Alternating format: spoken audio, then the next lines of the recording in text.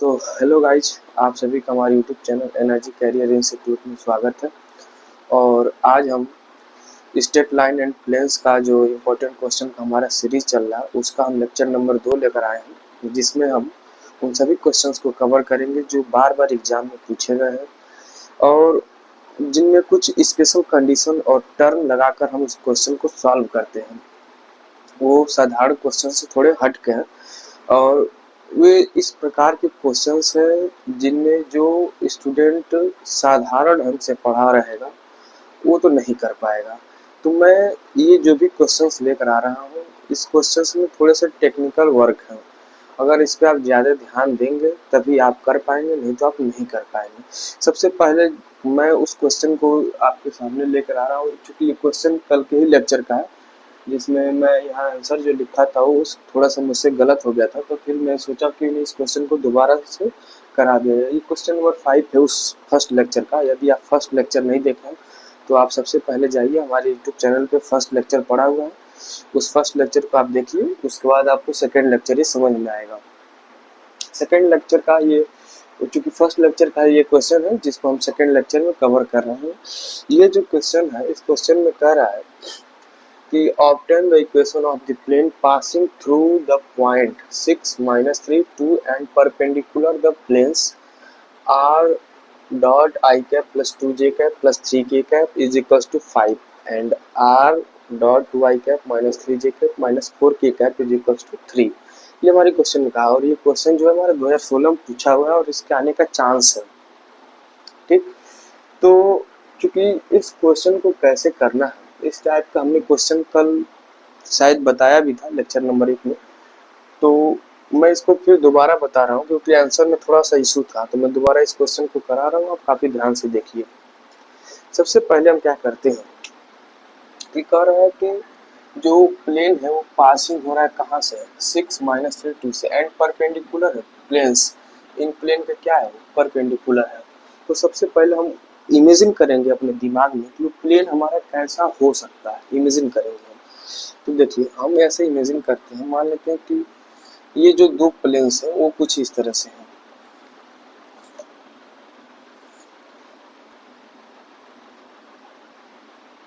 वो दो प्लेन्स कुछ इस तरह से हैं, ठीक। और ये मान लीजिए ये है प्लेन्स, ये प्लेन मान लीजिए 1 है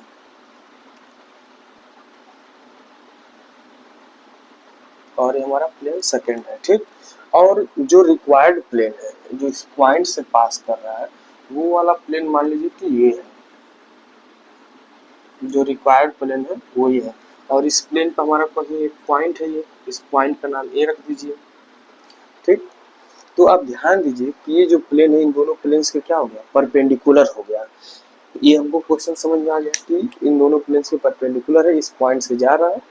तो इस प्लेन का हमें इक्वेशन फाइंड आउट करना है। तो अब देखिए कैसे फाइंड आउट करेंगे।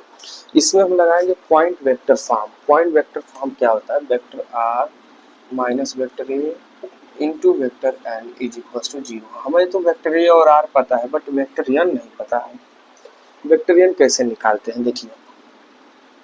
यदि हम इस प्लेन पर नॉर्मल खींचे तो ऐसे बाहर की तरफ आएगा इस प्लेन का नॉर्मल, क्योंकि किसी प्लेन का जो इक्वेशन होता है वो इसी फॉर्म में होता है, आप सभी जानते हैं। तो इस प्लेन का अगर हम नॉर्मल खींचें तो बाहर की तरफ आएगा, तो मतलब वो ऐसे हम लिख सकते हैं इस प्लेन के नॉर्मल को, ठीक। और जब नीचे वाले प्लेन का खींचे नॉर्मल तो ऊपर की ओर आएगा, मतलब ऐसे, ठीक। और यदि हम इस प्लेन का रिक्वायर्ड प्लेन का नॉर्मल खींचे, ये प्लेन जो ये प्लेन है, इस प्लेन का नॉर्मल n1 है और इस प्लेन का नॉर्मल n2 है। और जो रिक्वायर्ड प्लेन है, अगर इस प्लेन का हम नॉर्मल खींचें तो कुछ इस डायरेक्शन में आएगा ये रिक्वायर्ड प्लेन n। फिर हम इस वेक्टर n को यहाँ शिफ्ट कर देंगे, यहाँ शिफ्ट करेंगे हम इसको यहाँ शिफ्ट कर देते हैं। तो हम यहाँ पे क्योंकि इसमें शिफ्ट कर रहे हैं, क्योंकि यहाँ पे हम वेक्टर टेक्निक फॉलो करके n का मान निकालेंगे, क्योंकि n1 और n2 जो है परपेंडिकुलर है। n1 is perpendicular to n2, ठीक ना। तो इस वेक्टर को हम यहाँ शिफ्ट करके वेक्टर n की वैल्यू को फाइंड आउट करेंगे। तो सबसे पहले देखिए हम क्या करेंगे, यहाँ पे इसलिए हम ऐसा कर रहे हैं क्योंकि यहाँ हम वेक्टर टेक्निक अप्लाई करेंगे। वेक्टर टेक्निक में क्या करेंगे कि vector n is equal to vector n1 cross vector n2 को हम यहाँ से निकालेंगे। वेक्टर N1 क्रॉस N2 कर हम वेक्टर N निकालेंगे, जो यहाँ हम भरेंगे तो हमें रिक्वायर्ड प्लेन की इक्वेशन पता चल जाएगी। तो हम क्या करते हैं, सबसे पहले जो चीजें दी हुई हैं हम उनको लिख लेते हैं। सॉल्यूशन क्या क्या चीजें दी हुई है आप देखिए, एक पॉइंट दिया हुआ है, इस पॉइंट का जो कि हम सीधे सीधे इसको वेक्टर फॉर्म में लिख रहे हैं 6i cap minus 3j cap plus 2k cap. ठीक, ये पॉइंट वेक्टर फॉर्म में पॉइंट है, इसे इक्वेशन फर्स्ट कर लीजिए। उसका से equation of planes, equation of planes क्या है, vector r i cap plus 2j cap plus 3k cap is equal to 5। यहाँ से अगर हम देखें वेक्टर N1 की वैल्यू है I cap plus 2j cap plus 3k cap. ठीक, और ये हमारा जो कि सेकेंड प्लेन है, इसे प्लेन फर्स्ट कहिए, और ये प्लेन सेकेंड जो है vector r 2i cap minus 3j cap minus 4k cap is equal to 3। यहाँ से अगर हम वेक्टर N2 निकालें तो 2i cap minus 3j cap minus 4k cap. ठीक, अब ध्यान दीजिए, यहाँ से यदि हम वेक्टर N निकालें तो वेक्टर N कैसे निकालेंगे, वेक्टर N1 प्लस N2 से। तो यहाँ पर हम निकालेंगे वेक्टर N, यहाँ पे पहले आप थोड़ा सा लिखे हुए, चाहे तो थोड़ा सा आप लिख भी सकते हैं, लिखिए इस तरह से यहाँ पे, चूंकि vector N1 is perpendicular to vector N2। Vector N1 क्या है, वेक्टर N2 के परपेंडिकुलर है, इसलिए vector N is equal to vector N1 cross vector N2। Vector N is equal to vector N1 cross vector N2। अब यहाँ से हम N1 और N2 की हेल्प से N को फाइंड आउट करेंगे। तो N1 और N2 का क्रॉस करने के लिए हम ये डिटर्मिनेंट मेथड यूज करेंगे। तो क्या है 1 2 3 2 माइनस 3 माइनस 4। ठीक, अब इसको सॉल्व कीजिए, क्या होगा, आई कैप ये माइनस 8 और ये कितना होगा, माइनस माइनस प्लस हो जाएगा तो प्लस 9 माइनस जे कैप, ये इधर जाएगा माइनस 4 और ये माइनस 6। ठीक है, ये जेड है प्लस के कैप और ये होगा आपका माइनस 3 माइनस 4 माइनस 3 माइनस 4। अब इसको सॉल्व करेंगे तो ये कितना होगा, आई कैप और ये हो जाएगा आपका प्लस 10 जे कैप और ये होगा आपका माइनस 7 के कैप। ये किसकी वैल्यू है, वेक्टर N की वैल्यू है। अब हम जब वेक्टर N निकल जाता है तो रिक्वायर्ड प्लेन का इक्वेशन लिखते हैं। कि आप इसे, ये फिगर आपको समझ में आ गया होगा तो मैं इसे इरेज कर रहा हूँ।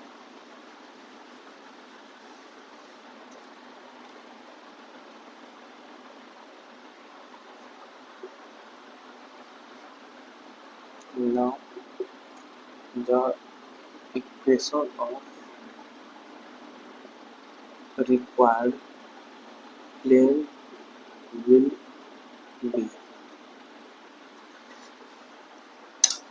रिक्वायर्ड प्लेन की इक्वेशन क्या कैसे निकलेगा, पॉइंट वेक्टर फॉर्म से, पॉइंट नॉर्मल फॉर्म से इसको निकालते हैं। तो अब देखिए आर माइनस ए कहा है तो एक्स आई कैप प्लस वाई जे कैप प्लस जेड के कैप और ए की वैल्यू क्या है, ये है 6 आई कैप माइनस 3 जे कैप प्लस 2 के कैप और डॉट प्रोडक्ट किसका कर देंगे हम, वेक्टर N का, तो आई 10 माइनस 7 तो आई कैप प्लस 10 जे कैप माइनस 7 के कैप इज इक्वल टू क्या हो जाएगा, 0। ये अब दिख रहा है ना, आई कैप प्लस 10 जे कैप माइनस 7 के कैप इज इक्वल टू ये 0 है। अब इसको सॉल्व करिए, ये क्या होगा, x माइनस 6, अब मैं इसको सीधे लिख दे रहा हूँ, इसका गुणा कर देंगे तो 1 होगा और फिर इसको एक 10 आएगा और ये y माइनस माइनस प्लस और ये फिर माइनस 7 और ये z minus 2 is equal to 0। इसको सॉल्व करेंगे तो ठीक, अब ये आएगा x minus 6 plus 10y plus 30 minus 7z minus minus minus plus 14 is equal to 0। ठीक, तो कुल मिला जुला कर आंसर आएगा x plus 10y minus 7z plus 38 is equal to 0। ये आपके रिक्वायर्ड प्लेन का इक्वेशन है, इसे आप स्क्रीनशॉट ले लीजिए इसका। कल मैं जो कि बताया जो था उसमें थोड़ा सा मिस्टेक हो गया था, मैं यहाँ 8 भूल गया था, 38 की जगह केवल 3 लिख दिया था, तो मिस्टेक हो गया था मेरे से। बाकी आप देख लीजिए। और चूँकि कल हमारे उस वीडियो में किसी ने कमेंट किया था कि यहाँ पे 22 रहेगा, तो 22 नहीं रहेगा, आप थोड़ा सा आप माइनस प्लस में आपको लग रहा है कहीं मिस्टेक की होंगी, तो यहाँ पे एक्चुअली 38 रहेगा, या थोड़ा सा आप ध्यान दीजिए। बाकी अब इसके बाद हम क्वेश्चन नंबर 6 पे चलते हैं। तो आइए अब हम क्वेश्चन नंबर 6 की तरफ चलते हैं। क्वेश्चन नंबर 6 हमारा क्या कर रहा है कि find the equation of the projection of the line x minus 1/2 is equals to y minus 3 by y minus 2/3 is equals to z minus 3/4 on the plane 3x plus 4y plus 5z is equals to 0। ये question आपका 2013, 2015, 2018 में पूछा हुआ है। 2013 और 18 में इसने अपना थोड़ा सा रूप चेंज करके पूछा था। 2013 और 18 में कहा था ये using vector technique the non-symmetrical form of the equation of the orthogonal projection of the line on the plane, मतलब ये लाइन ऑन द प्लेन। तो ये 2013 और 18 में इसका नॉन सिमेट्रिकल फॉर्म पूछा था, नॉन सिमेट्रिकल फॉर्म। अब चूंकि ये सिमेट्रिकल नॉन सिमेट्रिकल क्या है, ये सारी चीज़ें मैं आपको बता दे रहा हूँ इसी वीडियो में। और इससे पहले थोड़ा सा आपको जानना पड़ेगा कि ऑर्थोगोनल प्रोजेक्शन क्या होता है। ऑर्थोगोनल प्रोजेक्शन को जानना बहुत जरूरी है, तभी आप इस क्वेश्चन को कर पाएंगे। ऑर्थोगोनल प्रोजेक्शन का मतलब क्या है, ध्यान दीजिए। कोई एक प्लेन है ऐसे जिस पर ये लाइन है, जिस पर ये लाइन इसको कहीं ना कहीं इंटरसेक्ट कर रही है ऐसे।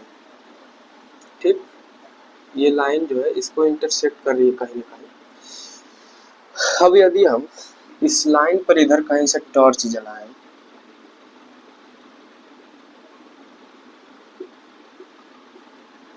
इधर कहीं से यदि हम टॉर्च जलाते हैं इस लाइन पे, तो इस लाइन का जो है इमेज इस प्लेन पर बनेगा। इस प्लेन पर क्या बनेगा, इमेज बनेगा इस लाइन का। तो कैसे बनेगा इसका इमेज, ध्यान दीजिए, ऐसे बनेगा।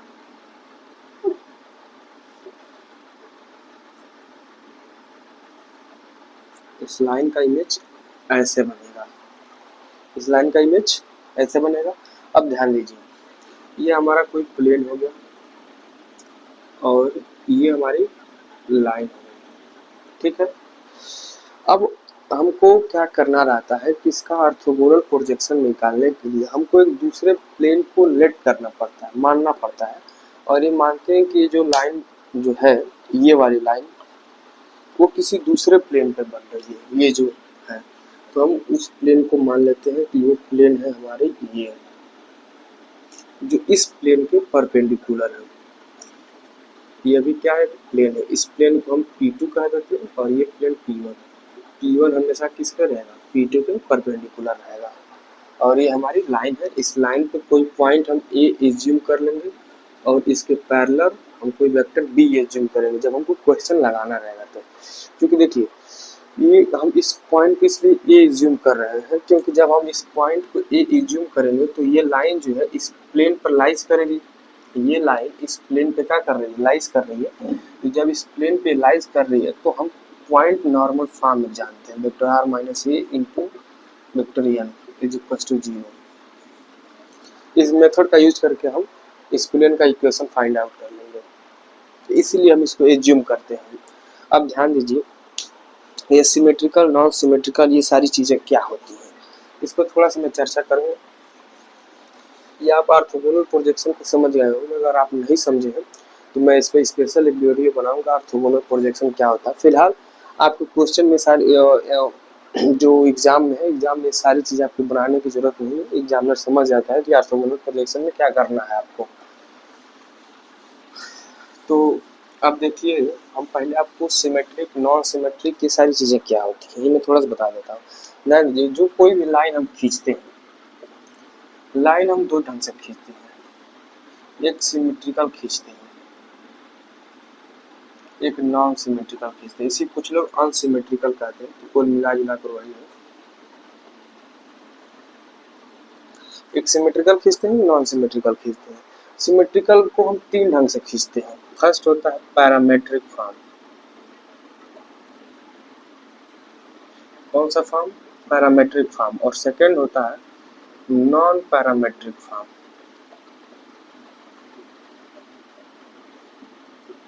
और थर्ड होता है कार्टेशियन फॉर्म।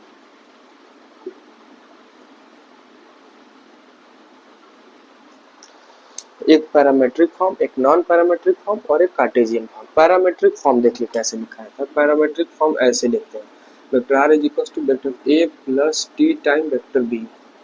वेक्टर ए क्या होता है? उस लाइन का कोई एक वेक्टर पॉइंट होता है जो उस पर लाइज कर रहा, तो कोई हमारी लाइन है उस पर हमारा वेक्टर ए होता है। और वेक्टर बी जो होता है इस लाइन पर पैरेलल कोई वेक्टर बी हमारी होती है। तो इस फॉर्म में हम लिखते हैं। नॉन पैरामेट्रिक फॉर्म में क्या लिखते हैं? Vector r minus vector A into vector b is equal to 0। इस तरह से हम नॉन पैरामेट्रिक फॉर्म लिखते हैं, vector r minus vector A dot vector b is equal to 0।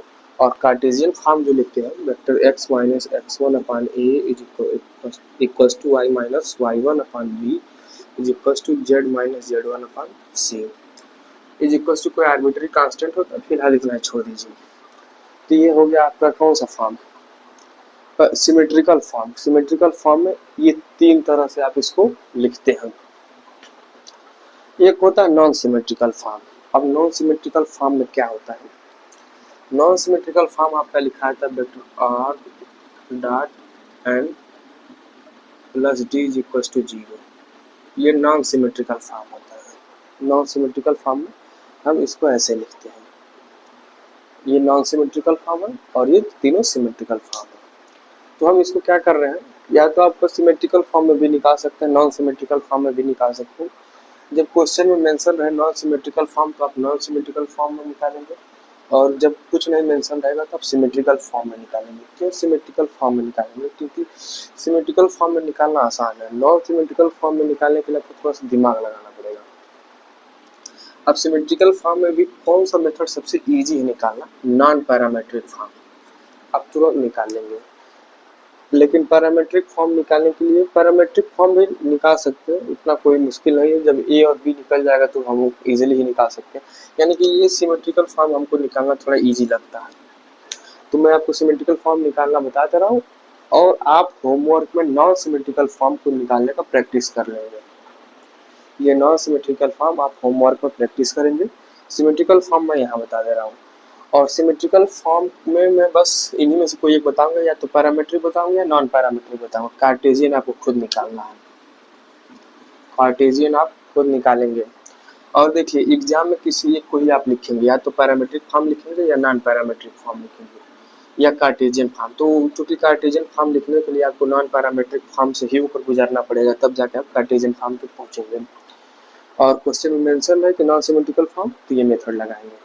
तो फिलहाल मैं इसको क्वेश्चन को किस ढंग से लगा दूँ, मैं इस क्वेश्चन को लगा दे रहा हूँ नॉन पैरामेट्रिक फॉर्म से।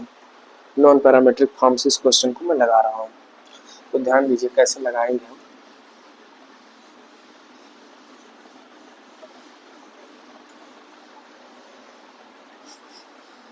सबसे पहले जो चीजें दी गई हैं उनको लिख लेते हैं। कह रहा है कि line, equation of the line, equation of the line क्या है? x minus 1 upon 2 is equal to y minus 2 3 is equal to z minus 3 upon 4। इसको अगर हम पैरामेट्रिक फॉर्म में लिखें, चूंकि ये कार्टेशियन फॉर्म में लाइन का इक्वेशन दिया हुआ है, जब हम इसको हम लिखें पैरामेट्रिक फॉर्म में,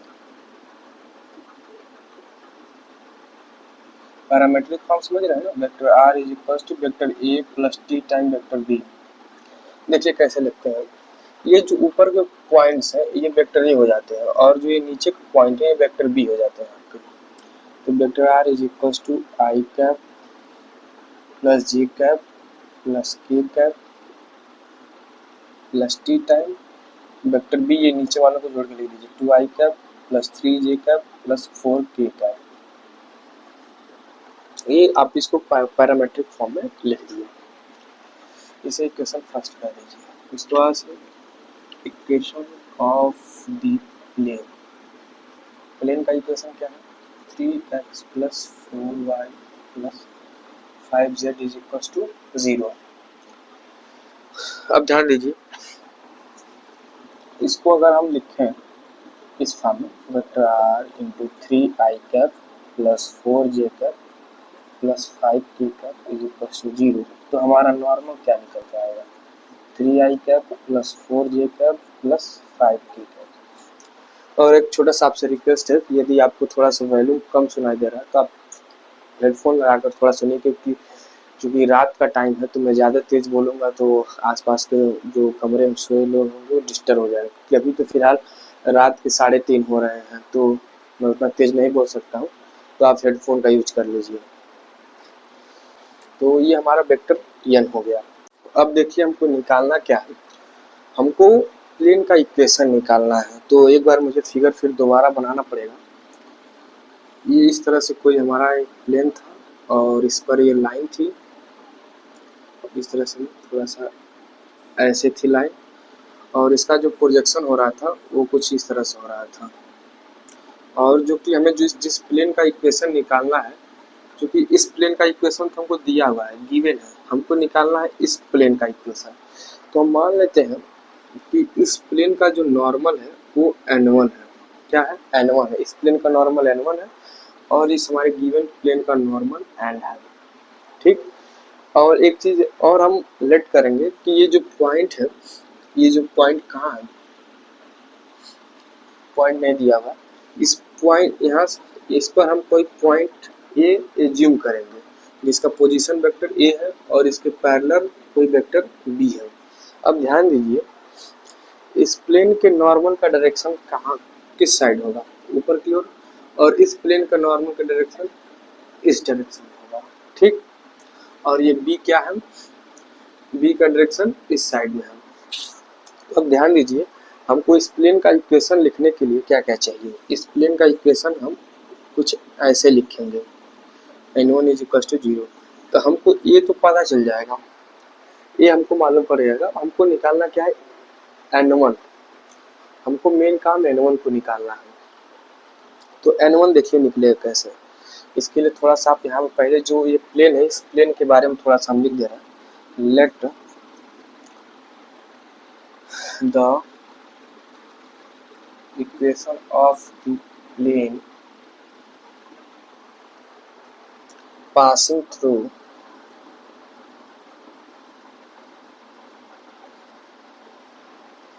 point A is vector r minus vector A into n1 is equals to 0। अब हमको n1 की वैल्यू को निकालना है, n1। तो n1 को कैसे निकालेंगे, इसी फिगर की सहायता से हम n1 को निकालेंगे। ठीक। अब ध्यान दीजिए कि पहले आप देखिए n1 और b किस तरह से है। n1 और जो b है, क्योंकि ये प्लेन पर ऐसे परपेंडिकुलर है और ये प्लेन पर ऐसे है, यानी एक ऐसे है और एक ऐसे है, ये दोनों एक दूसरे क्या है, परपेंडिकुलर है। तो जब एक दूसरे के परपेंडिकुलर है, ये वेक्टर b है और ये वेक्टर n1 है, एक दूसरे के जब ये परपेंडिकुलर है तो इनका डॉट प्रोडक्ट कैसा होगा, 0 होगा। यानी vector n1 dot vector b is equal to क्या है, 0। तो यहाँ पे आप लिखेंगे नीचे vector n1 dot vector b is equal to 0 where vector n1 and vector b are non-collinear vectors। ये लिखना बहुत जरूरी है, यदि आप इसको नहीं लिखेंगे तो फिर जो एग्जामिनर है वो कंफ्यूज हो जाएगा, जो कॉपी चेक करने वाले कंफ्यूज हो जाएंगे, vector n dot vector b is equal to 0 कैसे हो गया। ये नॉन कोलिनियर है, यानी कि ये क्या है, कहते हैं ये परपेंडिकुलर है। ठीक। अब यहाँ पे आपको लिखना है सिंस, एक सेकेंड में इसको इरेज कर दे रहा हूँ। ये क्वेश्चन आप कर लिए, क्वेश्चन को मैं इरेज कर रहा हूँ। सिंस द प्लेन, इसको थर्ड प्लेन बना दीजिए। Since the plane third, since the plane third, एक second, since the plane third is perpendicular, plane 2 और प्लेन 3 क्या है, एक दूसरे के परपेंडिकुलर है। इस परपेंडिकुलर टू प्लेन 2, तो जब प्लेन 2 के परपेंडिकुलर है यानी कि इसके n1 और n2 भी एक दूसरे क्या है, परपेंडिकुलर है। इसका मतलब n1 dot n2 is equal to 0। फिर वही चीज़ यहाँ पे लिखेंगे, we are n1 and n2 are non collinear. कैसे है, नॉन कोलिनियर है। अब देखिए, चूंकि मैं कल के वीडियो लेक्चर में जब बता रहा था आपको कि अगर कहीं ऐसा हो vector n1 dot vector b is equal to 0 और vector n1 dot vector n2 is equal to 0 हो, तो वेक्टर n1 की value vector b cross vector n के इक्वल हो जाती है। ये n2 नहीं n है, इस प्लेन का नॉर्मल n है।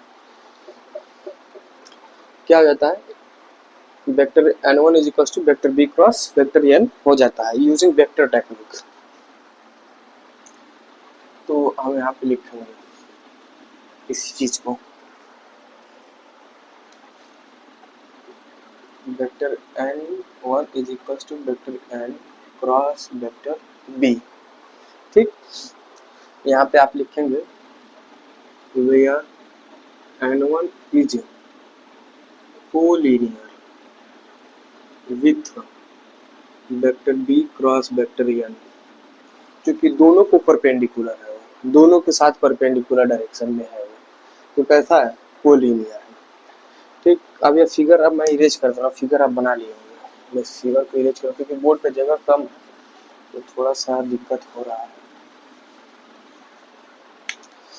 अब हमको वेक्टर n1 को निकालना है, n1 is equal to n cross b। तो ये देखिए, ये हमारा वेक्टर a है और ये हमारा वेक्टर b है। यहाँ से चूंकि वेक्टर n ये हमारा दिया हुआ वेक्टर b यहाँ पे है, तो हम यहाँ से n1 की वैल्यू निकालेंगे। तो n1 is equal to i cap j cap k cap, ये a होता है और ये b होता है, क्योंकि किसी भी इक्वेशन को जब हम पैरामीट्रिक फॉर्म में लिखते हैं तो ऐसा ही नहीं होता है, तो a और b। तो i j k, अब देखिए n की वैल्यू में क्या है 3 4 5 और b वाले में क्या है 2 3 4। अब इसको सॉल्व कीजिए, i कैप ये होगा 16 माइनस 15 माइनस j कैप और एक 12 minus 10 plus k cap 9 minus 8। इसको सॉल्व करिए तो i कैप और ये होगा minus 2j cap plus k cap. ये किसकी वैल्यू होगा, n1 की। अब आप यहाँ तक आ गए तो यहाँ से तब लिख ही सकते हैं जनरली।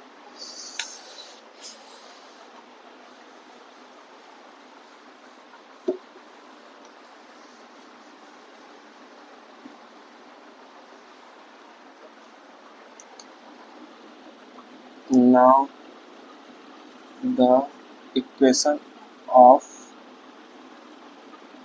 required plane थर्ड का इक्वेशन हम ऐसे ही तो लिखेंगे इक्वल्स टू 0। तो देखिए r की जगह पर लिखिए एक्स आई कैप प्लस वाई जे कैप प्लस जेड की कैप माइनस ए की जगह पर अभी वाला तो मैनेज कर दिया, कोई बात नहीं, I cap plus 2j cap plus 3k cap, I cap plus 2j cap plus 3k cap dot n1 है I cap minus 2j cap plus k cap.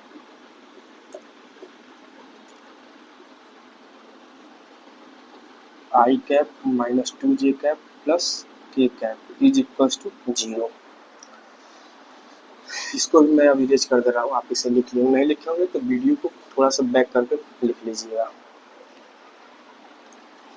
अब इसको सॉल्व कीजिए तो ये होगा x माइनस 1 आई कैप प्लस, या फिर मैं डायरेक्ट लिखता हूँ x माइनस वन और यहाँ से 1 आ जाएगा, फिर ये -2 आएगा -2 और ये y -2, फिर प्लस यहाँ से 1 आएगा और यहाँ से z -3 इज इक्वल टू 0। फिर इसको सॉल्व करेंगे तो ये होगा x minus 1 -2y plus 4 plus z -3 is equal to 0, x minus 2y plus z। ये कितना होगा, 4 में से 3 गया 1 और 1 से 1 कैंसिल हो जाएगा, ये हो गया 0, x minus 2y plus z is equal to 0। ये आपका प्लेन का इक्वेशन है, which is the equation of required. तो कुल मिला जुला कर ये देख रहे हैं कि जब ऑर्थोगोनल प्रोजेक्शन की बात करेगा तो हम उसमें प्लेन की इक्वेशन को निकालते हैं। क्या करते हैं, प्लेन के इक्वेशन को फाइंड आउट करते हैं। तो इसे आप लिख लीजिए और आपका होमवर्क ये है कि इस इक्वेशन से आपको कार्टेशियन फॉर्म लिखना है। कौन सा फॉर्म लिखना है, कार्टेशियन फॉर्म लिखना है। इस इक्वेशन की सहायता से आप कार्टेशियन फॉर्म को लिखेंगे, यहाँ से कार्टेशियन फॉर्म को लिखेंगे। एक चीज़ और यहाँ पे आप ध्यान दीजिए, मैं यहाँ से नॉन सिमेट्रिकल फॉर्म में कैसे लिखते हैं थोड़ा सा उसको भी हिंट कर दे रहा हूँ ताकि आपको करने में दिक्कत नहीं होगा। कैसे नॉन सिमेट्रिकल फॉर्म में लिखते हैं ध्यान दीजिए। यदि आपको नॉन सिमेट्रिकल फॉर्म लिखना हो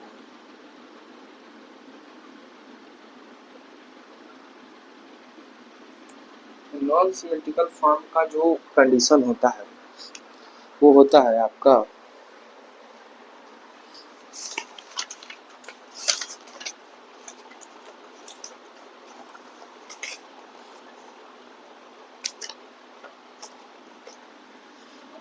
नॉन सिमेट्रिकल फॉर्म का आपका कंडीशन होता है ये vector r dot n plus d is equal to 0 and vector r minus a dot vector b cross vector n is equal to 0। ये नॉन सिमेट्रिकल फॉर्म का condition होता है, comma करके प्लेन का equation comma non parametric form में plane का equation, यही होता है आपका orthogonal projection in non symmetrical form में। तो चूंकि प्लेन का इक्वेशन तो ऑलरेडी हमको दिया हुआ था, तो प्लेन का इक्वेशन क्या है, एक सेकेंड यहाँ इरेज हो गया है। जो प्लेन का इक्वेशन है हमारे वो है 3x plus 4y plus 5z is equal to 0 और ये वैल्यू आप लिख देंगे, ये वाली x minus 2y plus z is equal to 0। ये आपका हो गया non symmetrical form, non symmetrical form. यहाँ से डायरेक्ट आप नॉन सिमेट्रिकल फॉर्म पे भी जा सकते हैं, ये भी एक मेथड है। ठीक, तो ये हो गया क्वेश्चन नंबर 6 का पार्ट ए। अब हम क्वेश्चन नंबर 6 के पार्ट बी की तरफ चलेंगे। पार्ट बी क्या है ध्यान दीजिए, इसे आप पहले नोट कर लीजिए। तो अब आइए हम क्वेश्चन नंबर 6 के पार्ट बी की तरफ चलते हैं। पार्ट बी में एक आ रहा है to find the symmetrical form of the equation of the line x plus y plus z plus 1 is equal to 0 for x plus y minus 2z plus 2 is equal to 0। हमें जो है इन plane से पास होने वाली जो line है उसका symmetrical form निकालना है। क्वेश्चन में क्या कहना चाह रहा है कि हमारे पास दो ऐसे प्लेन हैं,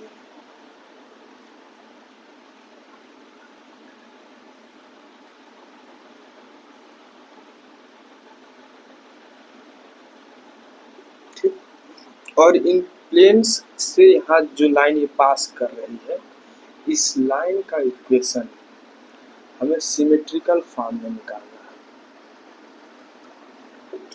किस फॉर्म में निकालना है, सिमेट्रिकल फॉर्म। ये दोनों प्लेन्स दिए हैं, प्लेन 1 प्लेन 2।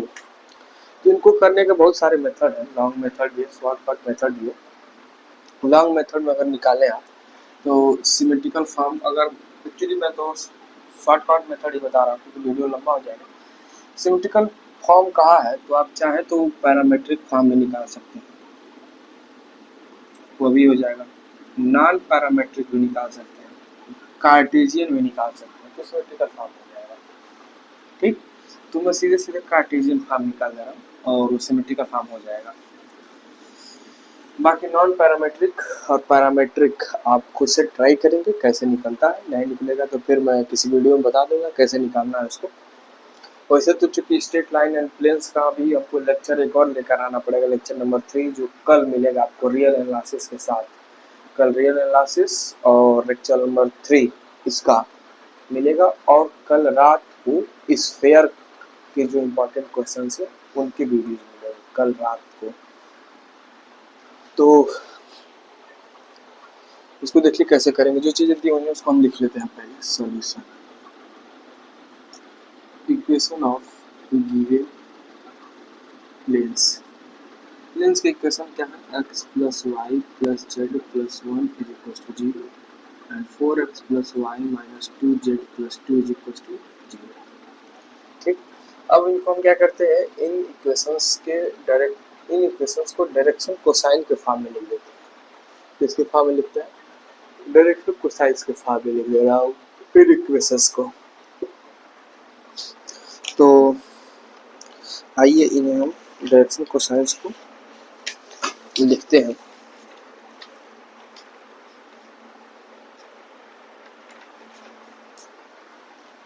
थोड़ा सा आपको सपोज करना पड़ेगा, लिखिए let the DCs of the planes. Planes के डीसीएस क्या होंगे, L plus M plus M is equal to 0, और एक होगा 4l plus M minus 2m is equal to 0। अब इनको सॉल्व करिए, इनको सॉल्व करके एल एम एन की वैल्यू निकालेंगे। एल एम एन की वैल्यू निकाल कर फिर हम इस फार्मूले को लगाएंगे,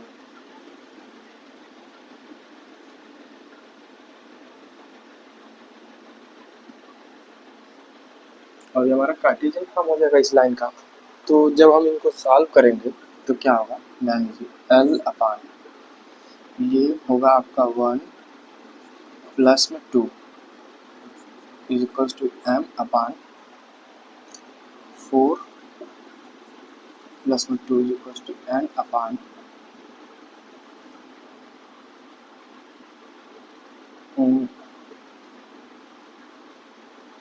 एन को लिया है तो ये होगा आपका 4 माइनस 1, सही है। तो होगा ये L upon 3 is equal to M upon 6 is equal to N upon 3। यहाँ यदि हम एल एम एन की वैल्यू को देखें तो होगा 363। ठीक, अब इसके बाद से हम आगे बढ़ेंगे। ये फिगर आप समझ गए होंगे फिगर में क्या करना है, मैं फिगर को इरेज कर दे रहा हूँ।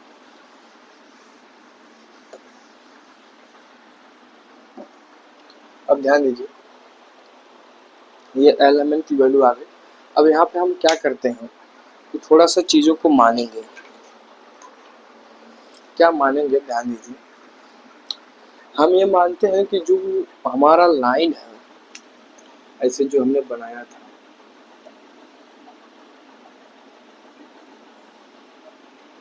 जो हमारी लाइन ये पास कर रही है, हम ये मानते हैं कि जिस पॉइंट पे ये कॉमन हो रही है लाइन, इन दोनों प्लेन पे जहाँ कॉमन हो रही है, वो प्लेन जो है, जिस प्लेन में लाइन कॉमन हो रही है इन दोनों प्लेन से, वो हो रहा है z बराबर 0 पर। हम ये मानेंगे ऐसा कि z बराबर 0 पर ये कॉमन हो रही है इन दोनों प्लेन में।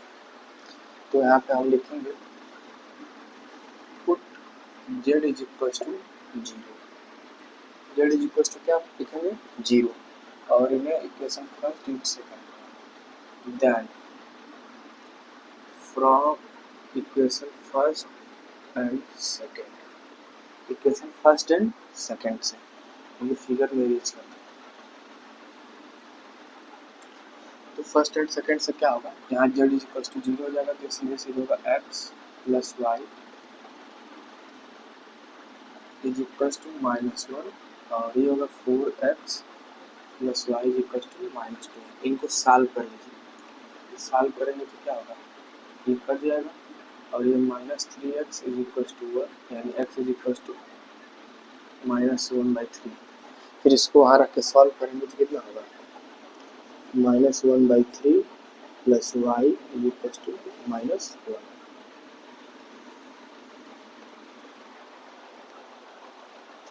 फिर ये कितना होगा, y is equal to -1 plus 1/3, इसको सॉल्व करेंगे तो -2/3 आएगा। सही है। और तब हमको x y z की वैल्यू जो मिलेगी वो भी -1/3 -2/3 और z की वैल्यू हमने क्या माना है, 0। ये x y z पता है किसकी वैल्यू है, उस लाइन पे कोई एक पॉइंट वेक्टर ए है, उस लाइन पे कोई पॉइंट एक वेक्टर ए है जो उस लाइन पे लाइज कर रही है, उसी के कोऑर्डिनेट्स यहाँ पे लिखिए, विच is the coordinates of vector point A. तो जब पॉइंट ए हो गया तो यहाँ से वेक्टर ए कितना होगा, यहाँ से वेक्टर ए छोड़ दीजिए, आप सीधे सीधे कार्टेशियन फॉर्म में लिख रहा है तो उसकी जरूरत ही नहीं है। अब हम इसको कार्टेशियन फॉर्म लिख रहे हैं, ध्यान दीजिए, इन सबको मैं इरेज कर दे रहा हूँ, इसे आप नोट कर लेना।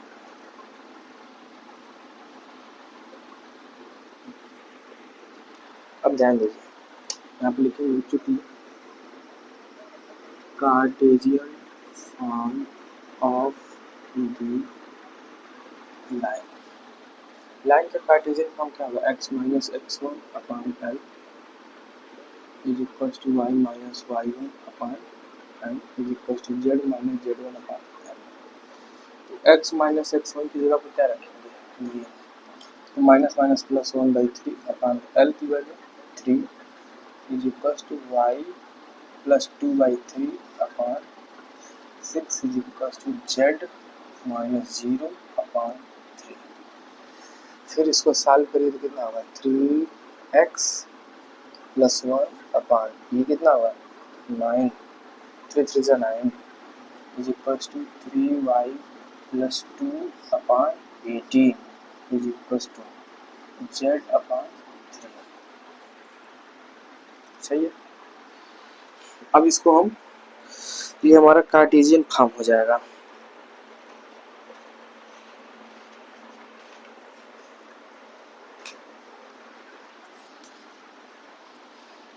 इसको हम ऐसे बंद कर देंगे और यहाँ पे आप लिख दीजिए, विच is the Cartesian form of the line in symmetrical form, पूरा आप लिख देंगे, विच is the Cartesian form of the line in symmetrical form. वो सिमेट्रिकल फॉर्म में पूछा है, ये आपका आंसर हो जाएगा। तो ये क्वेश्चन नंबर 6 का पार्ट बी कंप्लीट हो गया। अब हम चलेंगे क्वेश्चन नंबर 7 की तरफ। क्वेश्चन नंबर 7, आइए अब हम क्वेश्चन नंबर 7 की तरफ चलते हैं। क्वेश्चन नंबर 7 जो है डॉट प्रॉब्लम पूछा हुआ है और इसमें ये कह रहा है to find the equation of the perpendicular drawn from the point 573 to straight line x minus 15/3 is equals to y minus 29/8 is equals to z minus 5 upon minus 5। यही क्वेश्चन है, हाँ यही क्वेश्चन है। तो इस क्वेश्चन में क्या पूछ रहा है मैं आपको बता दूं कि कोई एक स्ट्रेट लाइन है, इस पर एक परपेंडिकुलर ड्रॉ किया गया है इस तरह से, इसके कोऑर्डिनेट है 5 7 3। तो कह रहा है कि इस लाइन की इक्वेशन ज्ञात कीजिए, इस लाइन की क्या कीजिए, इक्वेशन ज्ञात कीजिए। जैसे मान लीजिए कि इसका जो ये पॉइंट है वो n है और ये p है, तो कह रहा है कि pn की इक्वेशन को फाइंड आउट कीजिए। तो देखिए इसकी इक्वेशन को कैसे निकालेंगे, यदि हमको इसका कोऑर्डिनेट पता चल जाए तो हम इजीली इसका इक्वेशन लिख लेंगे। तो इसको कोऑर्डिनेट को पता करने के लिए क्या करेंगे हम, सबसे पहले कि मान लेते हैं कि इस स्ट्रेट लाइन जो दी हुई है अगर ये गिवन है इक्वेशन है स्ट्रेट लाइन क्या है x minus 15/3 is equal to y minus 29/8 is equal to z minus 5/-5। इसे यदि हम पैरामेट्रिक फॉर्म में लिखें तो होगा 15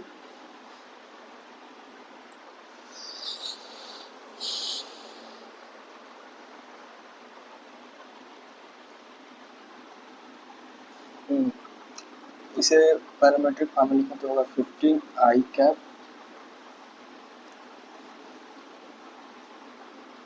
प्लस 29 जे कैप प्लस 5। तो ये इसको हम पैरामेट्रिक फॉर्म में लिख रहे हैं प्लस टी टाइम 3 आई कैप प्लस 8 जे कैप माइनस 5 टी कैप। ये हमने इसको पैरामेट्रिक फॉर्म में लिख दिया। ठीक, अब देखिए ये तो पॉइंट ए हो गया और ये पॉइंट बी हो गया। इस लाइन के इक्वेशन का जो फार्मूला होता है vector P N is equal to होता है वेक्टर पी माइनस वेक्टर ए इंटू साइन थीटा। यह इसका फार्मूला होता है वेक्टर पी माइनस वेक्टर ए इंटू साइन थीटा। ये क्या होता है कि यहाँ पे ये इस लाइन पे कोई एक पॉइंट होता है, इसको हम यहाँ से मिला दे रहे हैं। ये इस पे कोई एक पॉइंट होता है जो वेक्टर ए होता है और इसका नाम ए रख दीजिए, और ये कोई इस पर पैरेलल वेक्टर बी होती है। ये वेक्टर बी हो गया, वेक्टर ए हो गया, और ये पी है। इस पी को मैं वेक्टर पी लिख दे रहा हूँ। वहाँ से अगर देखें तो वेक्टर पी की वैल्यू क्या है 5 आई cap plus 7 J cap plus 3 K cap. ठीक, तो हम सबसे पहले क्या कर रहा हूँ कि वेक्टर पी माइनस वेक्टर ए निकाल ले रहा हूँ। तो कितना होगा पी में से ए को सब्ट्रैक्ट करेंगे तो ये घटेगा तो माइनस 10 आई कैप और ये घटेगा तो 22 जे कैप माइनस 2 के कैप। ठीक, अब चूंकि जो पी एन में आप देख रहे हैं उसे हमको वेक्टर पी माइनस ए का माड चाहिए, यहाँ पर हम इसका माड निकाल ले रहे हैं।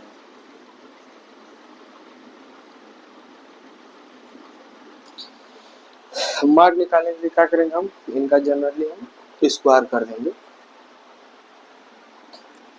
तो स्क्वायर करेंगे तो ये होगा माइनस 10 का होल स्क्वायर प्लस माइनस 22 का होल स्क्वायर प्लस माइनस 2 का होल स्क्वायर। तो ये होगा 100 प्लस ये कितना होगा 22 इंटू 22, तो 22 दूना 44, 22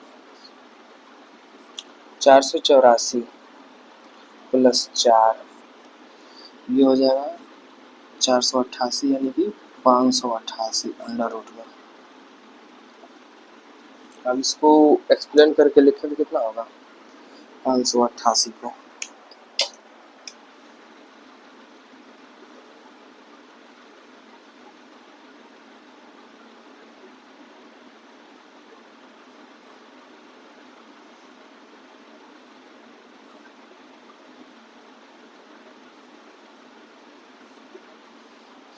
तो ये होगा आपका 7 दूनी 14 रूट 3। ये वैल्यू आई है वेक्टर पी माइनस वेक्टर ए का। ठीक, यही होता है वेक्टर पी माइनस ए। अब एक चीज ध्यान दीजिए, जो हमारा पी एन का फार्मूला था उसमें जो मान आप हमने तो ये निकाल लिया, लेकिन अब फंस जा रहा साइन थीटा। मान लीजिए कि एंगल कोई थीटा बना है तो फंस जा रहा साइन थीटा कैसे निकालेंगे। तो साइन थीटा निकालने के लिए क्या करते हैं कि हम इसका प्रोजेक्शन कराते हैं इस पर। इसको हम लेकर आते हैं यहाँ पे, इसको उठाकर यहाँ लाओ। ठीक, इसका हम इसमें नहीं एक सेकेंड, साइन थीटा के लिए क्या करते हैं कि यहाँ से ऐसे ड्रा करिए और इसका नाम ओ रख दीजिए। ठीक, तो अगर हमको एन पता चल जाए तो हम एन के कोऑर्डिनेट को निकालेंगे। एन पता चल जाए तो हम ए के कोऑर्डिनेट को निकाल लेंगे इजीली। एन निकलेगा कैसे? एन का जो फार्मूला है वो ऐसे कुछ निकलेगा।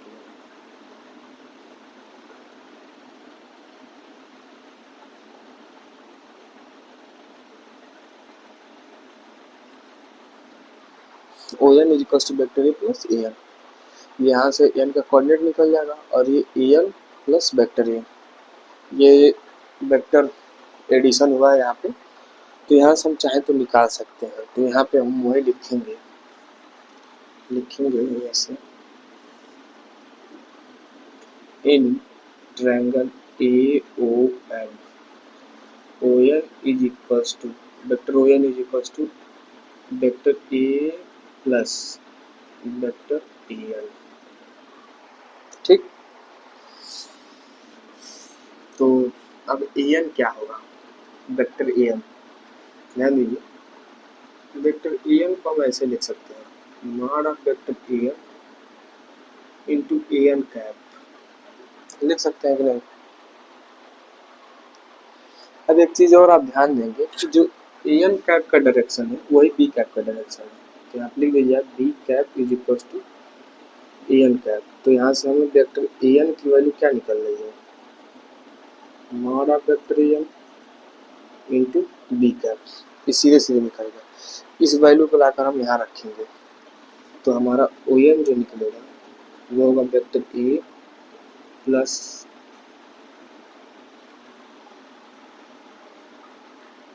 Mod of vector A N into B cap. O N का ये फार्मूला बनेगा। अब देखिए ए एन को कैसे निकालेंगे हम, मॉड ऑफ ए एन ये कैसे निकलेगा? तो हम ए एन के लिए क्या करेंगे, हम मॉड ऑफ ए एन के लिए हम p माइनस ए का प्रोजेक्शन करा देंगे। कहाँ पे? ए एन पे p माइनस ए का प्रोजेक्शन कराएंगे। तो जब हम प्रोजेक्शन कराएंगे तो क्या होगा, ध्यान दीजिए, ये क्वेश्चन आप लिख लिए।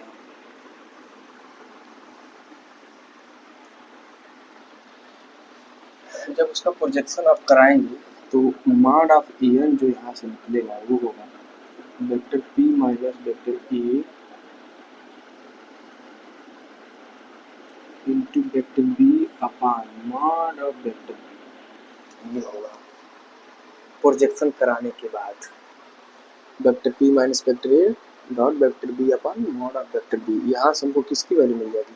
ए एन की वैल्यू मिल जाएगी। इसे आप कोई इक्वेशन मान लीजिए, इसके पहले कोई इक्वेशन तो बात नहीं है, तो इसको इक्वेशन फर्स्ट मान लीजिए। ठीक, तो अब लाइए इसको हम वैल्यू को भर कर ई एन की वैल्यू निकालते हैं। पी माइनस ए कितना है? ये है माइनस 10 आई कैप माइनस 2 इंटू 2 जे कैप माइनस 2 के कैप। वेक्टर बी ये है,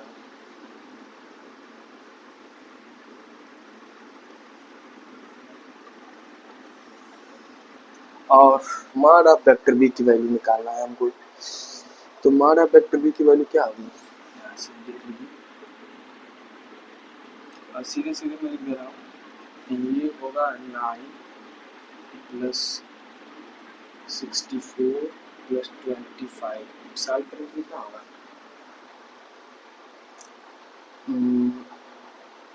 25 9 34 4 38 अंडर रूट 98 होगा शायद। हाँ, अंडर रूट 98 ही होगा। तो ये हमें दिया अंडर रूट 98। ठीक, तो ये आपका फाइनली बन गया अंडर रूट 98 हमने लिख दिया। तो यहाँ पे हमने ये अंडर रूट 90 को लिखा। अब क्या होगा, इसको हम लिखेंगे, सॉल्व करें तो कितना होगा? माइनस 30 माइनस ये कितना होगा? Plus 10 upon under root 98 is equals to, अब एक वैल्यू कितनी होगी, ये तो 276 होगा ना, नहीं 206 होगा, उसमें से 10 घट जाएगा तो 196 होगा, माइनस 196 बटे अंडर रूट 98, ये आ गया। अब ये हो गया en की वैल्यू, हमको ये मॉड ऑफ en की वैल्यू है, अब हमको निकालना है on की वैल्यू। ये क्या होगा, vector a plus vector an dot vector b cap से निकलेगा।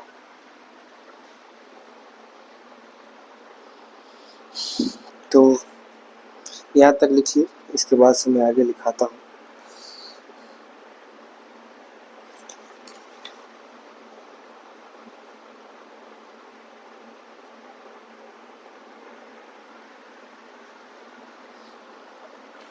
ये लिख ली होंगी, इसके बाद से मैं कुछ चीज़ों को इरेज कर दे रहा हूँ, जैसे इस फिगर को मैं इरेज कर दे रहा हूँ।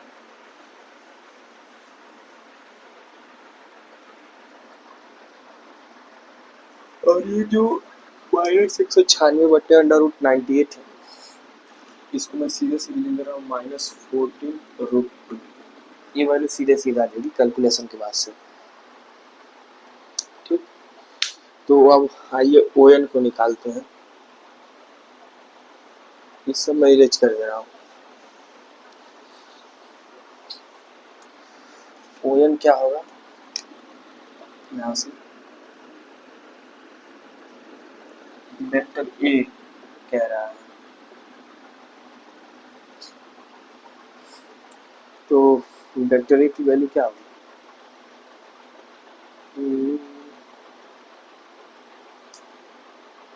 कहाँ गया वो,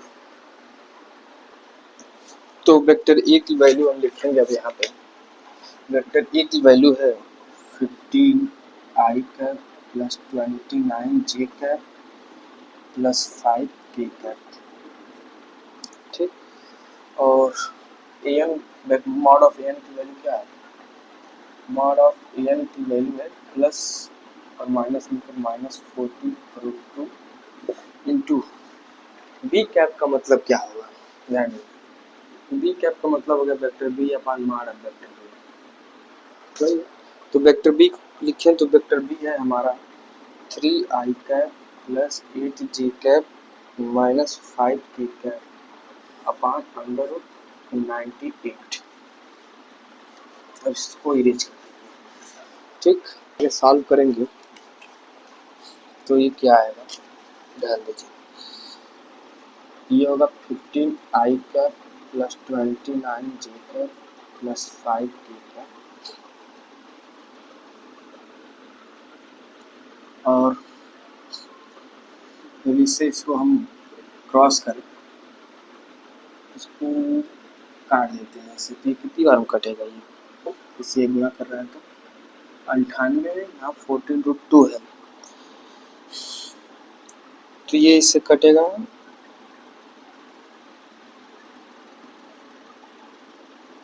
14, इससे 2 बार में कट जाएगा शायद, हाँ 2 बार में कट जाएगा।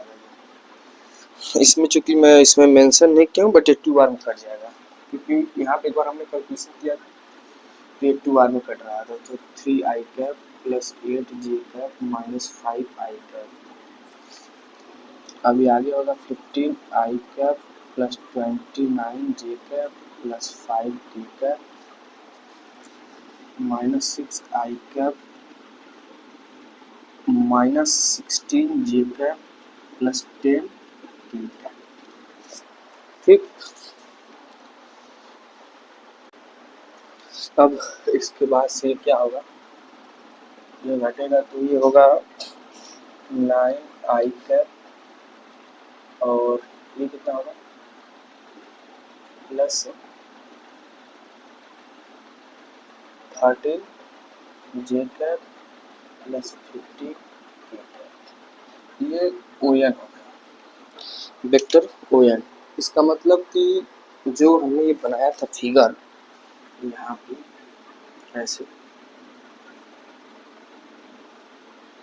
ये ओ एन वेक्टर हमें मिल गया। इसका मतलब यदि हम एन का कोऑर्डिनेट लिखें,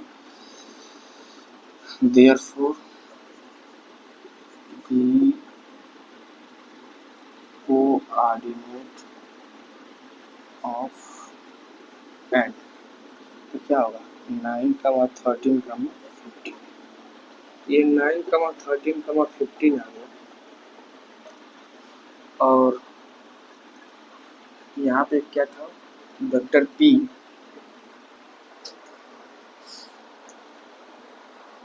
वेक्टर पी की क्या वैल्यू थी, एक सेकेंड, 573, 573। तो ये वेक्टर ए हो गया, ये वेक्टर बी हो गया।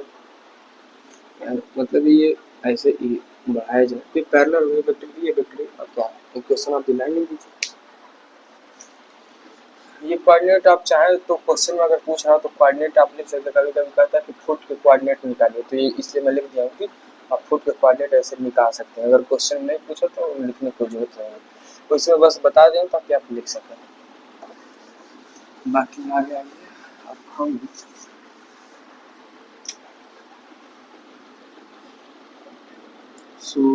इक्वेशन ऑफ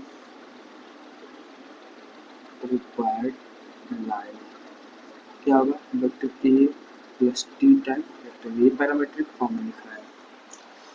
वेक्टर ये है 9i cap plus 13 J cap plus 15 K cap plus T time, ये लिखिए 5i cap plus 7 J cap plus 3 K cap vector आ गया।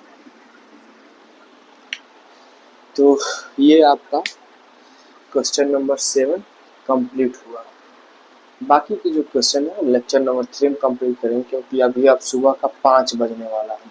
और एक चीज़ और इन्फॉर्मेशन ये है आपको कि जो डिफरेंशियल इक्वेशंस के हैं, डिफरेंशियल इक्वेशंस के भी मैंने इम्पोर्टेंट क्वेश्चन एक भैया है उनसे हमने मांगा है। काफ़ी वो क्योंकि उनका काफ़ी अच्छा एक्सपीरियंस है और उनका फर्स्ट ईयर सेकेंड ईयर में जो परसेंटाइल थी वो 68 परसेंटाइल दोनों ईयर में। तो उन्होंने बताया था कि किस टाइप के क्वेश्चन पूछे जा सकते हैं, तो उनके बेसिस पे मैंने डिफरेंशियल के क्वेश्चन बना लिया है। और आप सभी से एक छोटा सा भी रिक्वेस्ट है कि आप लोग हमें फ़ोन करके क्वेश्चंस पे डिमांड ना करें। मैं क्वेश्चंस आपको सीधे सीधे नहीं दे पाऊँगा, यदि मैं आपको सीधे सीधे क्वेश्चन दे दूँगा तो फिर मेरे वीडियोज़ को कौन देखेगा। तो इसलिए आपसे रिक्वेस्ट है कि आप फ़ोन करके हमें परेशान ना करें, हमसे क्वेश्चन की डिमांड ना करें। मैं क्वेश्चन आपको देने वाला नहीं हूँ, किसी भी हालत में क्वेश्चन में नहीं दूँगा। आपको यहाँ मिल जाएगा, आप यहाँ से देखिए, करिए, लिखिए, समझिए। ठीक, धन्यवाद।